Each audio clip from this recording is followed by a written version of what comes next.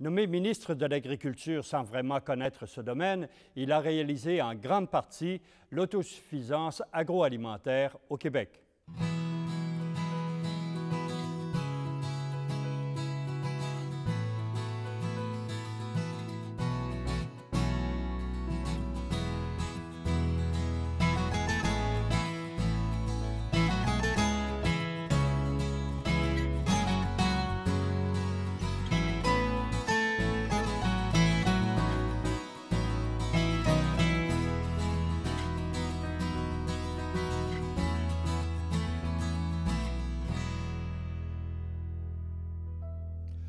Bonjour, M. Garon. Bonjour, M. Morin. M. Garon, il y avait à cette époque-là, peut-être pas la même année, mais le problème des petits abattoirs. Comment vous avez réglé ça, les petits abattoirs?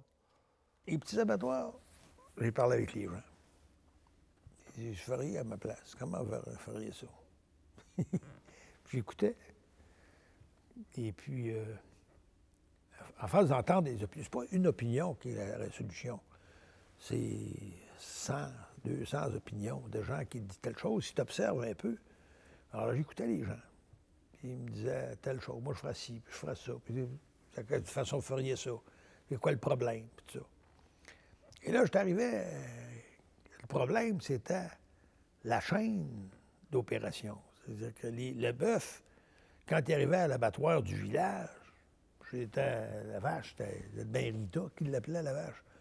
Ou le bœuf Alphonse, je ne sais pas, mais il y avait un nom quasiment tellement il le connaissait. Et quand la viande partait dans le circuit, là, il ne savait plus c'était quoi. Alors, c'est là que c'est passé à la cochonnerie, au fond, dans le circuit. Moi, j'avais fait venir l'avocat des petits abattoirs, que j'étais un confrère de classe, à moi. Puis je lui avais dit, je vais te compter, je pense que j'ai trouvé une solution. Comment ça, ton opinion? Je compte ça. Moi, je ferais les petits abattoirs locaux. Il y aurait une surveillance du ministère sans avoir l'inspection permanente. Et aussitôt que le produit rentrait dans le circuit, il faudrait qu'il y ait eu l'inspection permanente. Parce qu'il n'y aura pas d'animaux anonymes qui vont se promener dans le circuit sans avoir une inspection permanente. Puis localement, là, il se met à sacrer, puis il dit « Ah, ben, putain, c'est quoi? Ça n'a pas de bon sens? » Et il dit « Non, ce que je comprends pas, c'est une solution simpliste, simple. » Mais c'est ça la solution, c'est clair que c'est ça. Alors, je suis parti avec ça. Puis, j'avais mis ça en œuvre dans un projet de loi là, pour faire en sorte que le circuit de commercialisation soit une inspection permanente, mais que l'animal, le petit abattoir, qui est un animal local, ça soit comme ça, qu'il soit une surveillance, qu'il y ait des normes à rencontrer pour avoir un petit abattoir, pour ne pas avoir n'importe quelle cochonnerie. C'est un abattoir qui a des conditions à respecter. J'avais trouvé une solution de bon sens qui, à ce moment-là, ça permettait en tout cas de faire une étape importante, puis que les gens acceptaient. Mais la solution, vous n'arrive pas comme ça. Hein. Tu ne fais pas, poum, puis la solution arrive. Il fallait que j'écoute beaucoup de monde avant d'arriver à quelque chose comme ça. Vous avez aussi instauré ce qu'on appelle le programme de lait-école, la remise d'un berlingot de lait aux enfants. Oui. Dans toutes les écoles ou seulement dans les milieux défavorisés? Dans toutes les écoles. On avait promis ça. On a fait une enquête pour voir comment on ferait ça, comme méthode. Alors, on s'est rendu compte que d'abord, que les enfants, c'était pas une question de fortune, c'est pas les enfants pauvres qui déjeunaient pas. Les enfants pauvres déjeunaient autant que les enfants riches. Parce que les enfants dont le père et la mère travaillent, des fois, ils se lèvent en retard, puis tout le monde, personne ne déjeune, pas plus l'enfant. L'enfant qui est à l'école, qui n'a pas déjeuné, là, il s'endort plus vite. Alors, on dit à quelle heure distribuer ça? On disait à 9 h, ma mémoire est bonne, c'est 9 h ou 9 h 30. Pas trop tôt pour. Pas trop tard pour gâter le dîner, mais assez tôt pour que tous les enfants qui n'avaient pas déjeuné aient quelque chose dans le ventre. Moi, je me rappelle, j'avais une petite fille à l'école, ma fille la plus vieille à ce moment-là. J'avais demandé, puis je pensais que je connaissais la réponse. Je disais, c'est qui vous dit, avez-vous du lait à l'école? Elle dit, oui, il nous donne du lait. Je vais vous dire, c'était assis chez nous. Puis il dit, qui vous donne le lait? T'es convaincu qu'elle me dirait, c'est toi. Elle dit, c'est Simon. Je dis, comment ça, c'est Simon? Alors, c'est le gars le plus fort de la classe. Pour aller chercher des berlingots, c'est plus pesant. Fait qu'ils ont pris le petit gars qui est le plus fort de la classe pour aller chercher les berlingots. C'est lui qui donne le lait. C'est lui qui donne le lait. J'avais ri. J'avais ri. Mais ça n'a pas duré parce que quand Ryan est arrivé, il a permis une affaire qui était une erreur. C'est l'argent, là. La machine bureaucratique, elle court après. Fait que le lait école, là, pour celui qui voulait d'autres choses, il s'en sacrait. Alors, quand M. Ryan est arrivé, puis a permis aux commissions scolaires s'il voulait le budget de l'école, le faire servir pour d'autres choses, il pourrait. Il mettrait ça comme un budget libre pour la commission scolaire. S'ils veulent faire de l'école, pas de problème. Mais s'ils veulent le mettre sur d'autres choses, sur des livres, sur n'importe quoi, ils pourraient. Alors, c'est tombé graduellement, tu sais. Après. Je veux revenir à votre fonction de député. Là. Comté de Lévis, c'est en face de Québec. Oui. Quels étaient les principaux problèmes, les principales attentes de vos électeurs? Bon, d'abord, c'est tout le comté au complet. C'était pas deux comtés comme aujourd'hui, c'était un seul comté. Qui s'étendait de Beaumont à... Non, de Lauson à Saint-Nicolas. Oui. Je ne comprenais pas ce qu'on comprend aujourd'hui, Saint-Étienne ou Saint-Jacques-de-Stone, là, ça, je ne comprenais pas ça. Mais c'était d'est en ouest, à partir de Lauson jusque... Et c'était... c'était des municipalités qui étaient pensées comme des villages, au fond. C'était pas une ville, c'était... Beaucoup d'esprit de clocher. Oui, beaucoup de jalousie. Puis moi, c'était ce que j'ai essayé de faire, ce que j'ai réussi à faire, je pense, c'est de traiter tout le monde équitablement, d'un bout à l'autre. Je m'occupais qu'il y ait des projets qui marchent un peu partout. Le problème, mon gros problème, c'est que les municipalités ne veulent pas en faire de projets tant que ça. Hein. Moi, pour faire la route 132 4 voies, là, ça a l'air simple de voir ça aujourd'hui. Ça m'a pris quasiment une vingtaine d'ententes avec les municipalités. Il y en a qui ne voulaient pas payer, il y en a qui ne voulaient pas mettre une scène, ou bien qui voulaient de telle façon. Alors, le gros des problèmes, quand vous êtes député, vous pouvez appuyer les projets des autres. Mais c'est pas vous qui faites les projets. C'est pas vous qui faites les projets. C'était comme député. Vous pouvez appuyer un projet en espérant qu'il soit bon, pour avoir l'air d'appuyer un mauvais projet.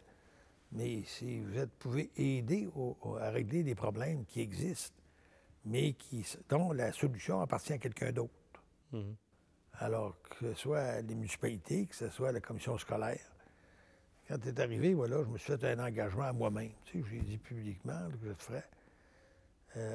Il y avait au-dessus de 1000 élèves dans l'ouest du comté qui étudiaient à Lévis, à Québec, pardon. Il fallait que tu traverses les ponts, tout ça. Puis t'étais pas dans leur milieu. Ça avait des conséquences. Alors, j'ai travaillé beaucoup pour avoir des écoles. À Saint-Rédempteur, à Saint-Nicolas, dans chacune des municipalités, à Saint-Romuald, partout avoir des écoles pour qu'ils puissent étudier chez eux. J'étais fier de dire en 85 qu'il n'y avait plus un étudiant du primaire ou du secondaire qui était sur la Rive-Nord, ils étaient tous rendus sur la Rive-Sud. Alors, j'ai travaillé beaucoup pour faire en sorte que les gens puissent étudier dans leur milieu, au primaire, au secondaire, au professionnel et à l'universitaire, éventuellement. Tu sais, Alors, ça, vous êtes tout seul là-dedans. Mm-hmm. Si on revient au gros dossier du zonage agricole, est-ce que c'était déjà en marche? Comment vous êtes en arrivé à ce qu'on a dit, la peinturer en zone verte à peu près tout le Québec, ce qui a finalement été et est encore contesté? Non, pas tant que ça. C'est-à-dire que c'est comme dans la religion, tu sais, c'est comme les gens, la pratique des bonnes œuvres. Être pour les bonnes œuvres, c'est facile. Le problème, c'est dans la pratique. C'est pas d'être... c'est ça, la difficulté. Alors, quand dans le zonage agricole... Est-ce qu'il y avait une urgence de... C'était l'engagement du parti. C'était oui. pas un engagement personnel, c'était un engagement du parti. Et d'ailleurs, quand M. Lévesque m'a demandé, que je vous l'avais dit, d'aller à l'agriculture, il m'a dit, dans une des choses qu'il faudra que le ministre de l'Agriculture fasse, c'est faire la protection des terres agricoles. Sauf ça, c'est un principe. Puis ça venait d'une réunion qui avait lieu dans Lobinière dans l'année qui a précédé l'élection. Les gens avaient dit, il faudrait qu'il y ait une loi qui protège les terres agricoles. Ils n'ont pas dit un journal, je ne sais pas toujours de termes, là, mais il fallait protéger les terres agricoles. Alors, quand M. Lévesque m'avait dit, une des choses que vous devrez faire comme les agriculteurs, c'est présenter un projet de protection des terres agricoles. Ça, c'est facile à dire, ça. Mais à faire, c'est un autre affaire. Monsieur le Président, le projet de loi sur la protection du territoire agricole a principalement pour objet d'assurer la protection du territoire agricole québécois. Je voudrais également, pas si je dois le faire immédiatement, ou déposer les cartes, les plans provisoires et les descriptions techniques de la zone désignée par le projet de loi. Alors, tout d'abord, 2 copies des...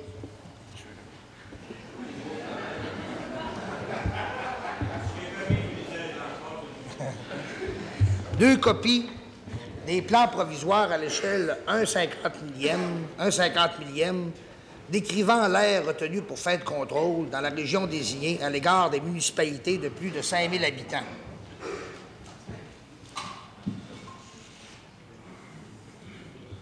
Alors, les 2 autres cartes en plus grand format, ce sont 2 exemplaires, 2 copies des plans provisoires à l'échelle... C'est pesant.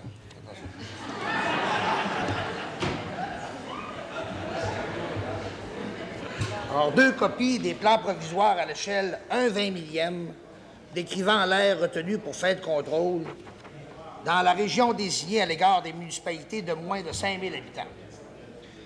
Et vous avez également ici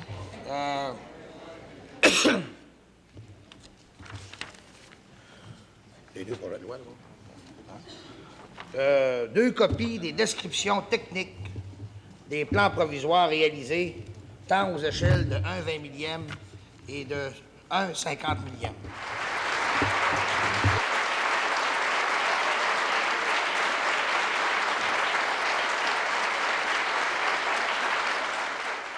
Est-ce que vous aviez des appuis solides, autant du côté du gouvernement que des principaux comme l'UPA ou d'autres groupes? Bien, ça, au début, oui. Ils voulaient tous la protection des terres, mais c'était comme je vous dis, le moyen. Comment le faire? Quel moyen prendre pour faire la protection des terres?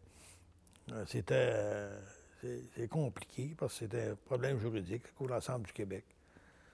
Alors, c'est pour ça, moi, j'ai pensé de faire une loi qui pourrait s'appliquer au début dans une partie du territoire le plus problématique. J'avais bien que dans le Bas-Saint-Laurent, Gaspésie, ça ne sera pas la course pour faire du développement urbain. La région de Montréal était plus... Alors là, c'était plus la région de Montréal, la Basse-Terre du Saint-Laurent, c'est là que c'était le pire. Et alors, on a établi une méthode en travaillant là-dessus longtemps, au-dessus d'1 an, établir une méthode pour comment faire ça. Mais la première fois qu'il m'arrive un modèle, ça n'avait pas de bon sens. Aussitôt qu'il y avait un petit ensemble, c'était un rond, puis un rond, puis un rond. Patin, c'est comme un fromage de gruyère où les trous sont plus grands que le fromage. Ça n'a pas de bon sens. Il faut travailler ça d'une méthode autrement que ça. On ne peut pas avoir 50 périmètres d'urbanisation dans une municipalité. Ça va être le bordel. Alors, on a travaillé là-dessus, fait un projet de loi. Et là, à un moment donné, le comité ministériel d'aménagement m'a demandé d'arriver avec mon projet. Alors, quand j'arrive au Conseil des ministres, ils me disent... ils proposent d'aller en consultation. Alors, je ne savais pas si la proposition venait pour me fourrer ou bien pour m'aider. Oui, oui, oui. J'étais pas sûr, mais Mais j'étais content. J'ai dit, il va sauter ça. Je suis pas capable de la vendre dans une tournée de consultation. Bien, c'est parce que c'est pas prêt. Alors, j'ai dit, pas de problème. Alors, je suis allé dans ma tournée de consultation, puis là, ça a bien été. Quand je sortais des réunions, là, le monde était pour, ça applaudissait, c'était partout comme ça. Alors, on a tout changé la loi. T'as pas changé, il m'a dit travailler la loi pour qu'elle soit plus claire. Et là, j'ai dit là, après ça, je vais vous organiser une gang que je vais inviter, qui va essayer, à qui je vais demander la confidentialité pour voir la loi, pour poser leurs questions. Ça fait qu'on fait une réunion à la Calépaule, une couple de jours. J'ai appris des députés au serment, là, les plus tough, pas les plus faciles, les plus tough. Puis j'ai dit, vous autres, essayez de démolir la loi. Posez les questions que vous voulez, puis vargez dedans. Des députés de votre parti? Oui. Puis j'avais dit aux fonctionnaires, quand ils vont avoir fini, là, le reste, ils n'auront pas démoli, c'est moi qui vais le démolir. Si je suis capable. Ça fait que là, les gens, on étudiait la loi, on regardait ça, puis on disait ça, c'est-tu oui ou c'est non? Qu'est-ce que ça devrait être pour améliorer la loi, pour la rendre vraiment bonne? Et quand on a fait ça, puis j'ai passé des réunions avec les gens, posé des questions, après ça, on est allé au Conseil des ministres, et puis c'était accepté, puis on a avancé. J'avais établi l'échéancier dans le temps, là. On voudrait que ce soit avant la fin de l'année 78. Alors, au mois de novembre, on a déposé la loi. Le ministre de l'Agriculture propose la deuxième lecture du projet de loi 90, loi sur la protection du territoire agricole. Monsieur le ministre de l'Agriculture. Monsieur le Président, je m'empresse de vous rappeler que le projet de loi sur la protection du territoire agricole est d'abord et avant tout le fruit des revendications répétées des agriculteurs du Québec depuis 10 ans. L'UPA, j'ai rencontré. M. Lévesque avait dit, à un moment donné, ben, c'est difficile de faire une loi sur le zonage agricole sans avoir l'appui des cultivateurs. J'ai dit, je vais rencontrer. J'ai rencontré l'UPA. M. Couture, dans le temps que tu es président. Ça, c'était un homme plus grand respect, parce qu'il avait une parole. Mais quand je l'ai rencontré, puis j'ai expliqué, j'ai dit, on fait une loi de protection du territoire agricole, je vais déposer la loi normalement au Parlement cet automne. Mais on ne voudra pas déposer de loi sans avoir l'appui des cultivateurs. C'est une loi pour l'agriculture, pour les cultivateurs. Puis si les principaux intéressés sont contre, ça ne marche pas. On voudrait avoir l'appui des cultivateurs. Alors, M. Couture s'est retiré avec son conseil pendant au moins 1 heure. Je me rappelle, j'étais surtout bonne entente. Il s'est retiré. Puis M. Caron, donnez-nous du temps, on va vous revenir. J'ai attendu. Quand ils sont revenus, ils m'ont donné la main, ils avaient notre parole.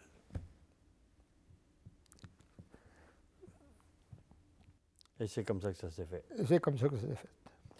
Une autre réalisation dont vous êtes particulièrement fier, c'est l'autosuffisance agroalimentaire au Québec.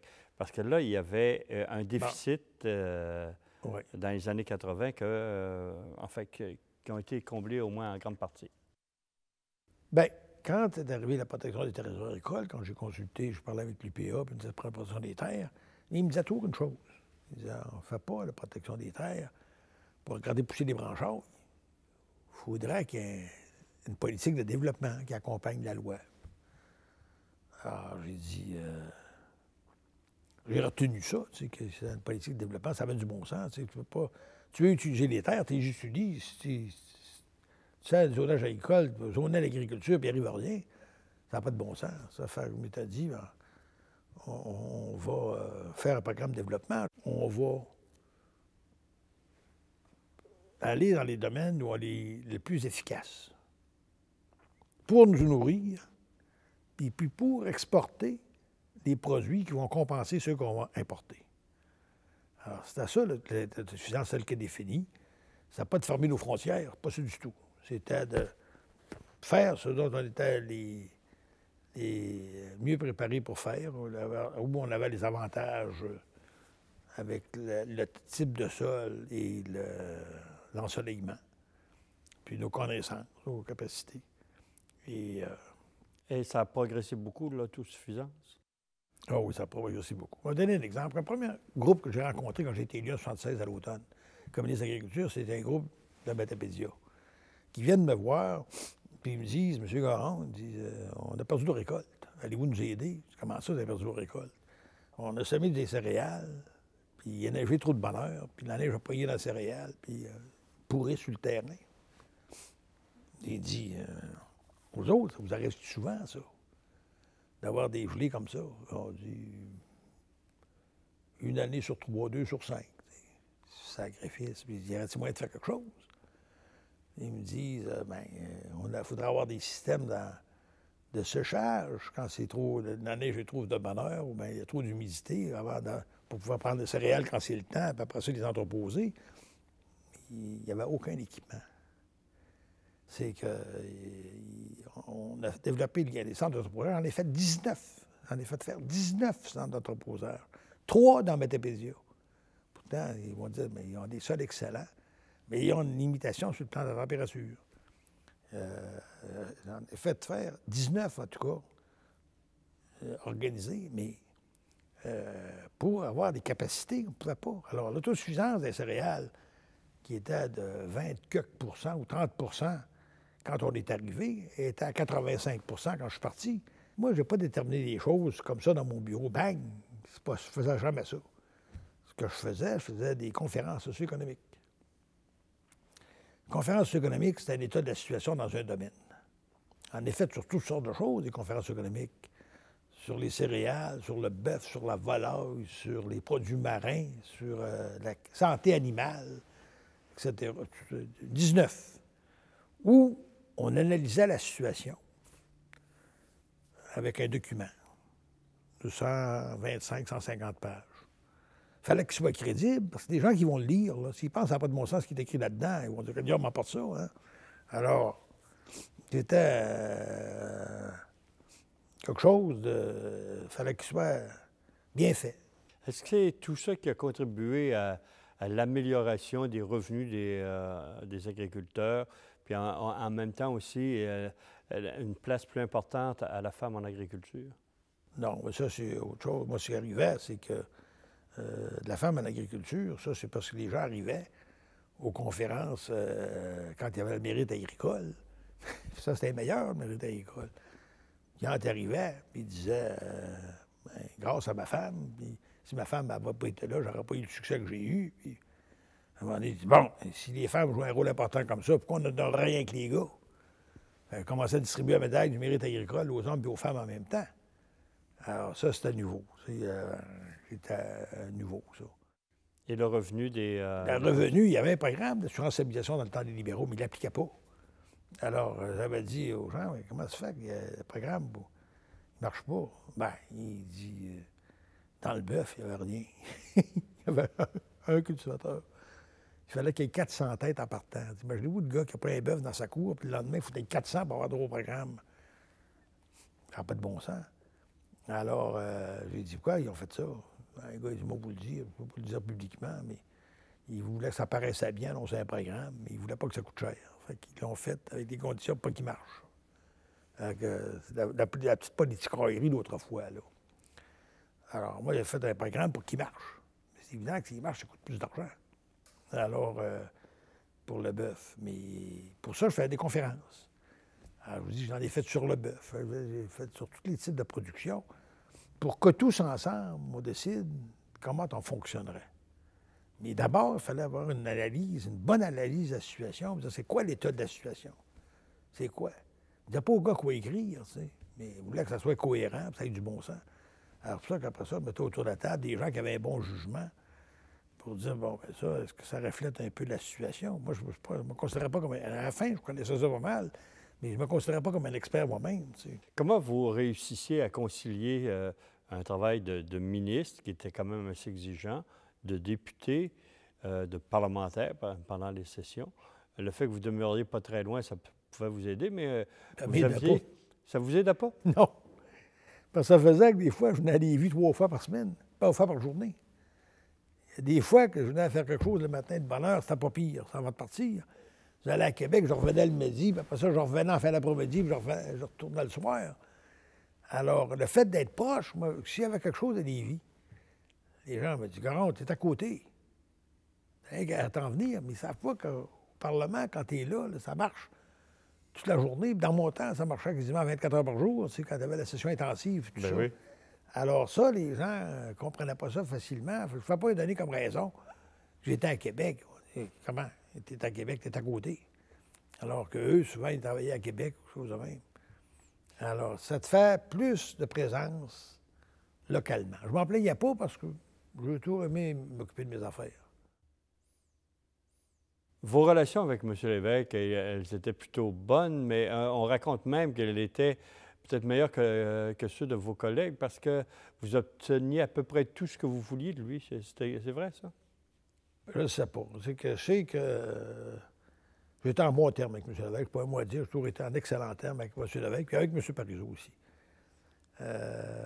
Quand M. Lévesque est parti, c'est Marc-André Bédard qui m'a dit à un moment donné, et je vais vous conter ça parce que je pense que c'est révélateur. Il me dit, toi, Lévesque, il t'a jamais engueulé. Je dis, comment ça? Tu viens au Conseil des ministres, souvent, tu es en retard. T'es-tu déjà disputé? Il dit non. Il dit jamais. Il t'a déjà reproché d'être en retard, jamais.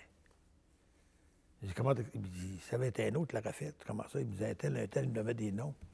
Ils se sont fait brasser, mais toi, il dit, moi, jamais. J'ai dit, pourquoi? J'ai dit non. Il dit, Lévesque, c'est une chose. Quand tu traverses du Parlement au Conseil des ministres, tu n'as rien qu'une rue à traverser, mais tu parles à tout le monde. Il dit, il sait que traverser, tout le monde qui t'arrête, puis tu parles, puis tu écoutes, prends le temps qu'il faut, puis tout ça. Puis il dit, Lévesque, il faisait pareil. Lui aussi, il est toujours en retard. Alors, c'est pour ça qu'il aime autant que tu fasses ça, mais ça arrive souvent au Conseil des ministres. Sur un sujet, tu ne te prononces pas, tu ne parles pas. Il dit, vous, M. Garon, vous en pensez? Il dit, oui, ça arrive souvent qu'il fait ça. C'était celui avec lequel il fait le plus souvent ça. C'est pourquoi? Parce qu'il sait que tu parles à tout le monde.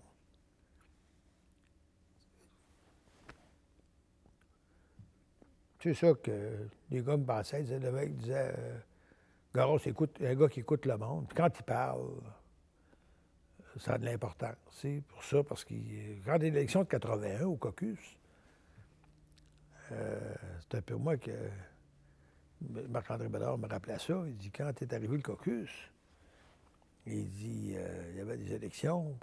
Est-ce qu'on faisait des élections à l'automne 80 ou au printemps 81? Il y a des gens qui disaient toutes sortes d'affaires. Ils demandaient au caucus de dire ça, se prononcer. Les gens disaient, bon, tous bien les faire tout de suite, tant qu'à se faire battre, tous bien les faire battre tout de suite, toutes sortes d'affaires. À la fin, il y avait toutes sortes de choses qui se disaient qui n'étaient pas toutes très cohérentes. Et il me disait à un moment donné, moi je ne disais pas un mot, j'écoutais. Il dit, vous, M. Garon, il dit, qu'est-ce que vous en pensez? Ben, j'ai dit, moi, je suis embêté. Parce que j'ai dit, moi, avant l'été, je pensais que c'était mieux de faire des élections à l'automne. J'ai passé l'été sur la route, à faire des réunions ici et là. Puis les gens m'en parlaient, ou je demandais leur opinion. Puis je vais être franc avec vous, je disais, 100 de ceux qui m'en parlaient disaient, si vous faites des élections à l'automne, vous allez les perdre, mais au printemps, vous allez les gagner. Je disais à peu près 100 qui disaient ça. Fait que si moi je faisais des élections, je les attendrais au printemps. Pas parce que c'était mon opinion au point de départ, mais c'est parce que c'est ça que les gens souhaitent. Fait qu'il dit, fin du caucus. C'était réglé. C'était réglé. C'est intéressant ce que vous racontez là, mais on continuera la semaine prochaine, M. Garon.